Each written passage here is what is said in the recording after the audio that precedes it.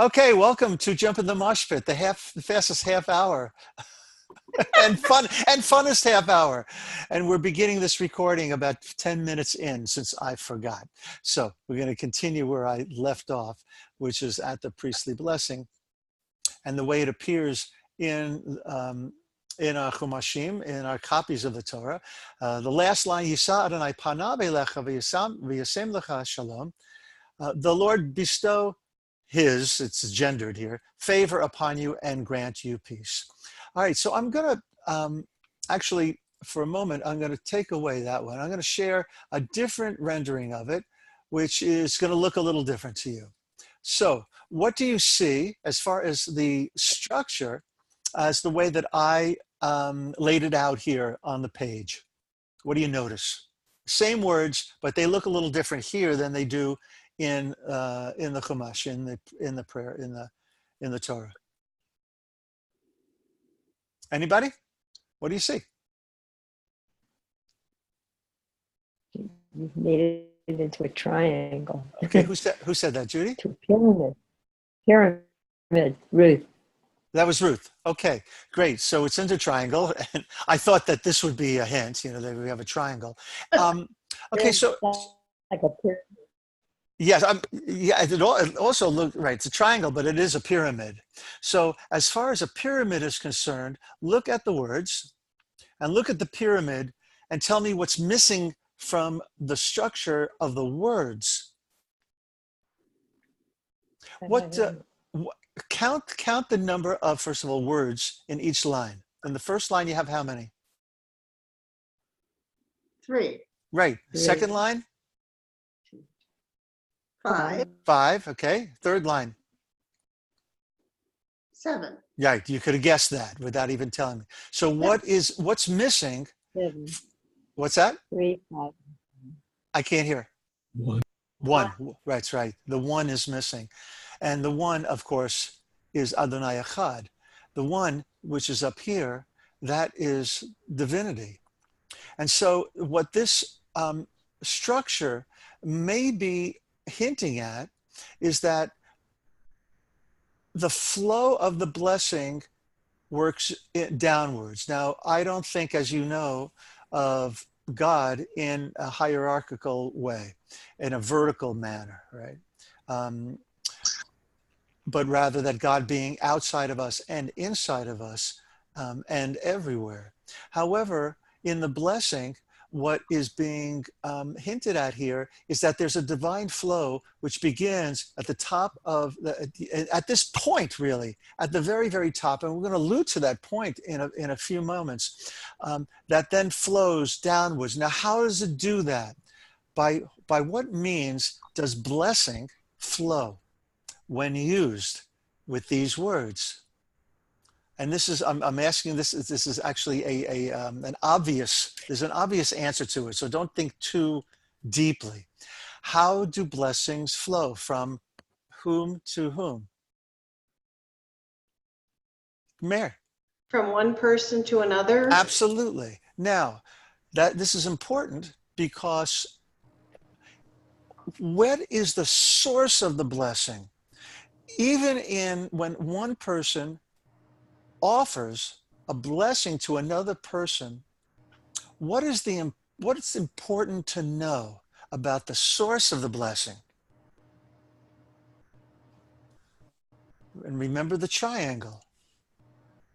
What is the source of all blessings? God. God. God is the source of all blessings. That's right.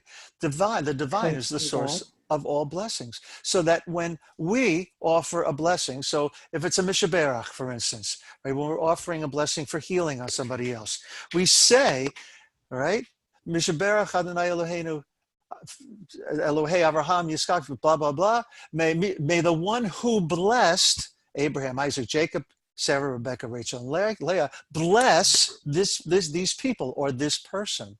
So that's a good example, actually, of the flow of blessings. May God bless. So that when we offer a blessing, let's say to our children on a Friday night or to another at any time, we are not the source of the blessing.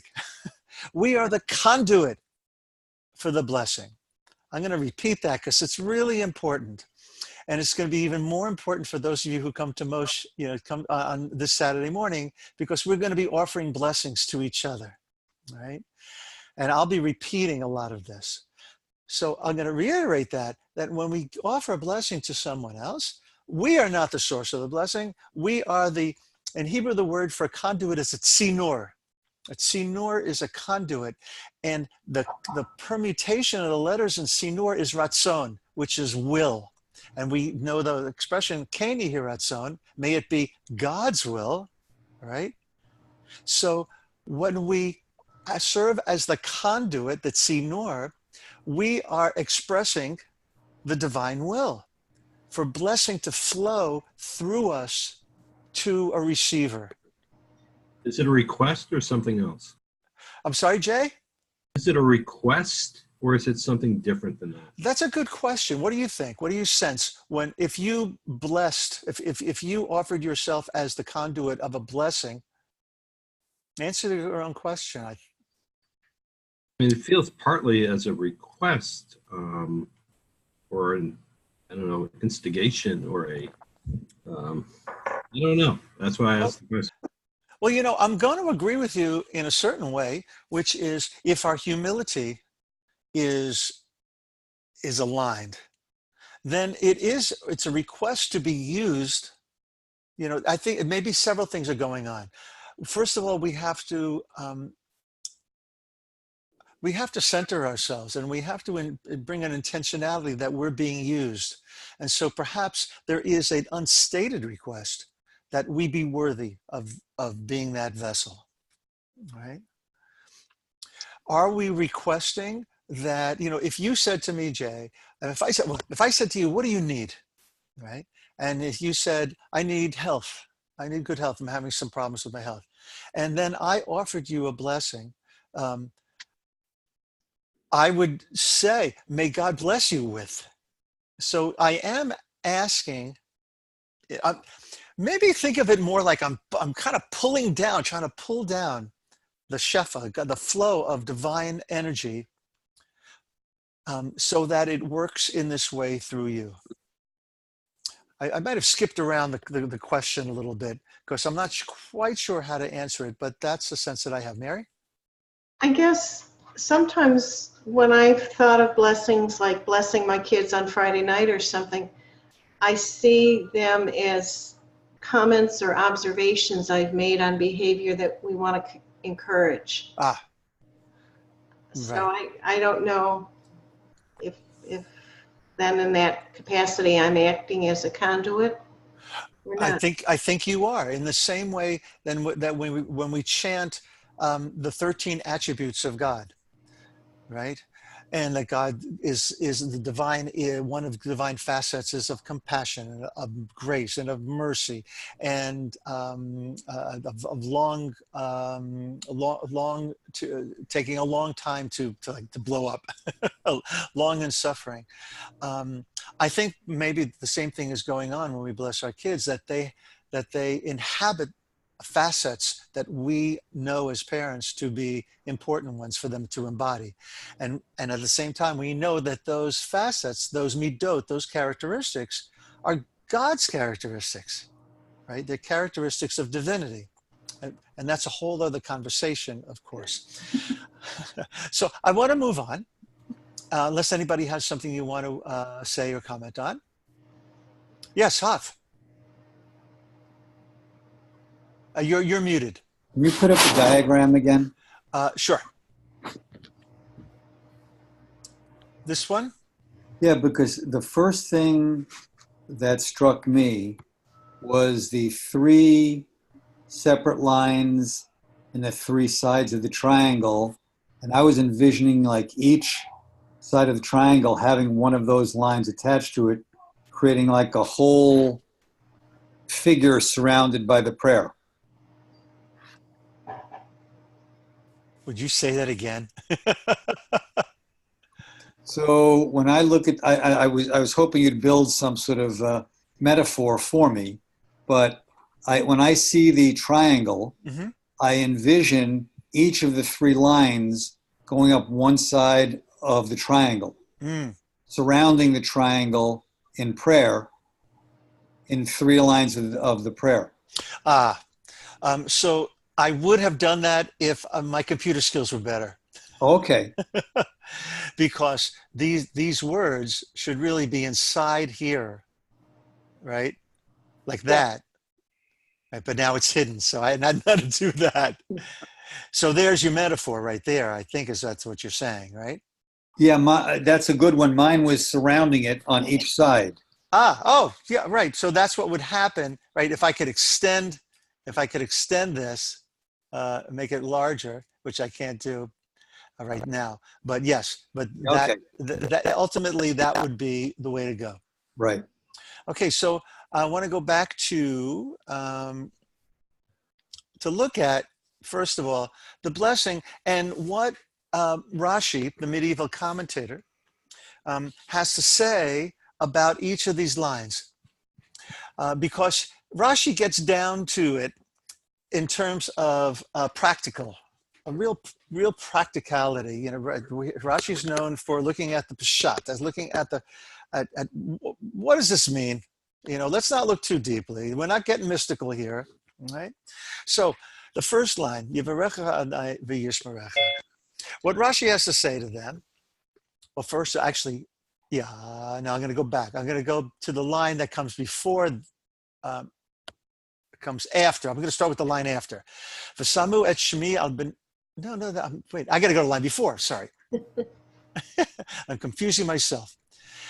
Amor lahem shehiyu chulam shomim. So this is the word that that is based upon amor lahem. So it says amor lahem in the text, right? So what does Rashi think that means? He says it means that so everybody should hear. So when the text says that you should say to the Israelites, right, Amor lehem, say to them, Yivarechecha Adonai v'yishmerecha, you have to say it in person.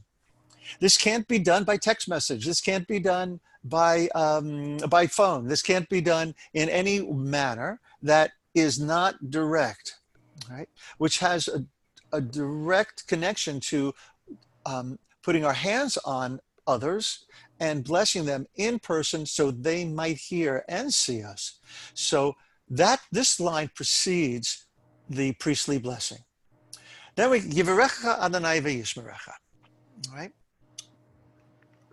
So may God bless you and protect you. Rashi, he breaks us down saying that the things you own should be blessed, all right?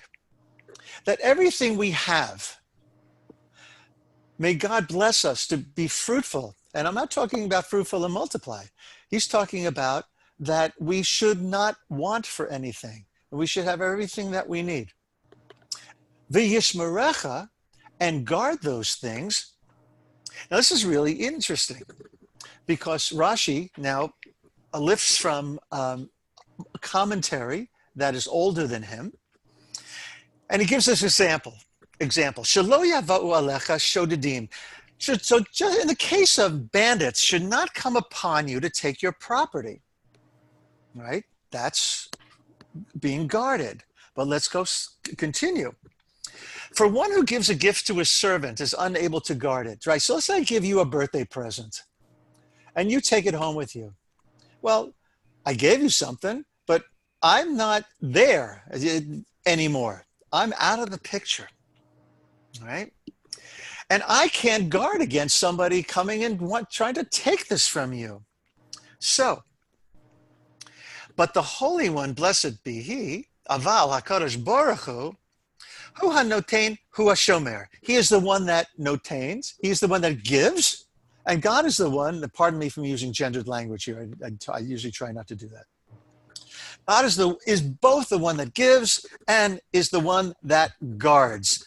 God is the shomer as well. So what this is saying is, and according to Rashi, that whatever we have, the blessing is that God should guard us and that we should not lose that thing, that we should have it to put to good use in a godly way as well. Next line. Ya'er Adonai panav elecha v'yikunecha. The Lord deal kindly and graciously to you. Basically, Yair is from the word for light, or. Right? So may the light of divinity shine on your face, right? And may divinity be gracious to you. Now, I think that our Christians, brothers and sisters, have a good understanding of what grace is that I was never taught in Hebrew school, nor as an adult. That grace is an unearned, it's something that unearned, like our lives. We didn't do anything to earn our lives. So something that's by God's good grace, or by the grace of God. Sometimes that expression, by the grace of God go I, right? Meaning that, a billion things could happen to me, but for whatever reason, I'm being protected and I'm under the arms of grace. Finally, Yisad and I panav elecha, I'm here. V'yasem lecha shalom. May yud he vav he, right? Lift God's face to you. Here it says, bestow his favor upon you. I'm not even sure what that means, because it really means, may God's countenance, may God's face, this is all metaphor, be lifted to you and grant you what? Shalom. Grant you peace, right? Which, of course, is the end of all of our prayers, whether it be in any of the Kaddishes that we say, and then here also, and at the end of the Amidah, in the end of all Jewish prayer, all roads lead to Shalom. And then you have V'samu et Shmi, right after this last line. It says, V'samu et Shmi al b'nei Yisrael ve'ani avarchem. They shall put my name, meaning the Israelites, the children of Israel, shall put my name, right? They shall use my name, and va'ani avarchem, and I will bless them. So this name, Yud He Vav He, is really, really important. Remember that this is one of the combinations of Ahiyah Asher Ahiyah, I will be what I will be, that God introduces God's self to Moshe, to Moses at the burning bush. I wanted to share with you the Baal Shem teaching about Yud He Vav He, but we're not going to have time because I do want to use the two quotes of two amazing rabbis who I'm sure many of you are familiar with. First, Rabbi Jonathan Sachs. Protection, grace, peace, right? Protection, shamor, grace, chen, peace, shalom. These are God's blessings communicated by the priests. We are what we pray for. If you seek to understand the people, look at its prayers. The Jewish people didn't ask for wealth or power. They didn't hunger after empire. They had no desire to conquer or convert the world. They asked for protection, the right to live true to themselves without fear, for grace, the ability to be an agent for good in others, and peace, that fullness of being in which each of us brings our individual gifts to the common good. That is all our ancestors prayed for, and it is still all that we need. I'm going to skip the Nehemiah Poland on the Sfat Emet. Elliot, I know you're on the phone call, so I can share that with you another time. But I do want to finish with this from the book of Numbers, which is in 2 weeks. This is the Parsha, it's the Torah reading in 2 weeks' time. And it's from Parsha Baholatcha. This is what's going on. A youth ran out and told Moses, saying, Eldad and Medad are acting the prophet in the camp. That means they came out and they were prophesizing. And Joshua, son of Nun, Moses' attendant from his youth, spoke up and said, My Lord Moses, Adoni, Moshe, Kalaim, restrain them, stop them. But Moses said to them, Vayomer lo Moshe, Hamekaneh atali. Would that all Are you wrought up? Are you bothered by this on my account? Would that all of God's people were prophets, that God put God's Spirit upon them. We should all, he's saying here, the text is saying through Moshe, we should all be this way, right? Don't tell me to restrain them. They're a model for us all. You know, the rabbis, they insist that the time for prophecy ended and the books were closed after Tanakh, after the last prophet that was codified. I beg to differ, that we have prophets in our midst, and some of you might have experienced this very thing. And I know from firsthand experience that it articulates itself through us when we have eliminated ego and allowing ourselves to be channels for divine will. Right? When things flow through us and we speak from that place. That is the basis of, again, what we're going to be doing at MOSh on Shabbat morning. That we're all prophets, that we're all priests, right?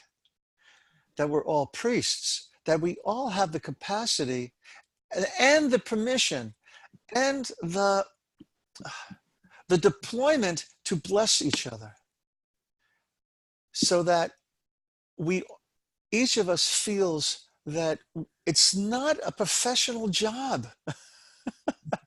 You know, it's not something that you have to get smicha, you have to get ordination for, to offer a blessing. At the rally today, I turned to a couple of people as we were during the rally, because they had asked us to turn to each other and thank each other. And I said to them, may God bless you and guard you, right? And obviously I took it from this week's Parsha, but it felt so right, you know, to be blessing others who are in the same struggle as I am, who were there for a righteous reason, because they feel their deployment was to bring them to this march today, to talk about morality and the lack of it in today's in our country and in the world. So I thank you all for another wonderful Shabbos on a Wednesday night. I do want to end again with my song, and then afterwards I'll hang out for a few minutes if you want to linger. Any final words? First of all, Sarah, are you on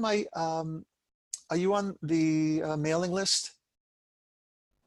For the email. So their emails go out every Wednesday to remind people that I'm doing this. Okay. If you want to be if you want to be mailing, just stick around afterwards, okay? And we can chat for a bit because you wanted to get together. That's nice. Mary, did you want to say something? I think what I really liked was Rabbi Sachs's comment. Is there a way that you could share that with us? Absolutely. I'm going to be posting it to my website, and I'll let you know when it's up. I have a little catching up to do for the last 3 weeks. I'm beginning to this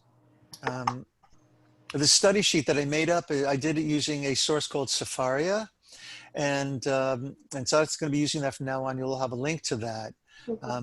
What I discovered was that you could also link music to it, and so. For those of you who are asking, when am I going to be recording my music? This happened to be something that I recorded in my home studio just by myself as a scratch copy. And I'm going to be putting my music, hopefully in the days to come, up on SoundCloud. So that is accessible, not just for us, but for anyone who wants to make use to it. Questions or comments, my holy friends? Toda Rabba. Bavakasha. Okie doke. I'm going to share the screen. And then if you want to sign out anytime, please feel free to do so. Oh, wait.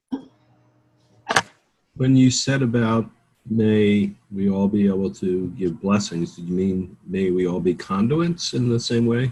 That's correct. Absolutely. Nothing more, nothing less.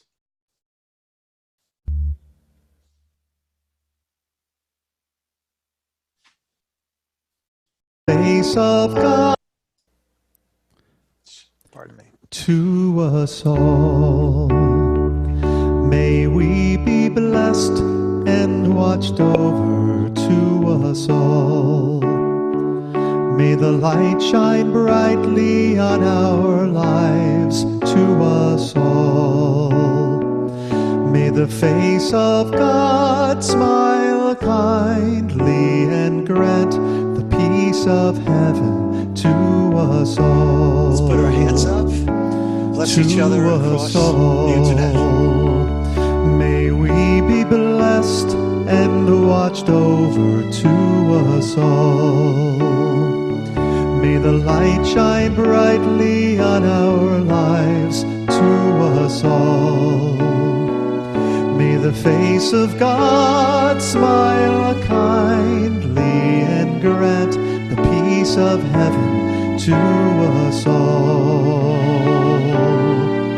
And grant the peace of heaven to us all.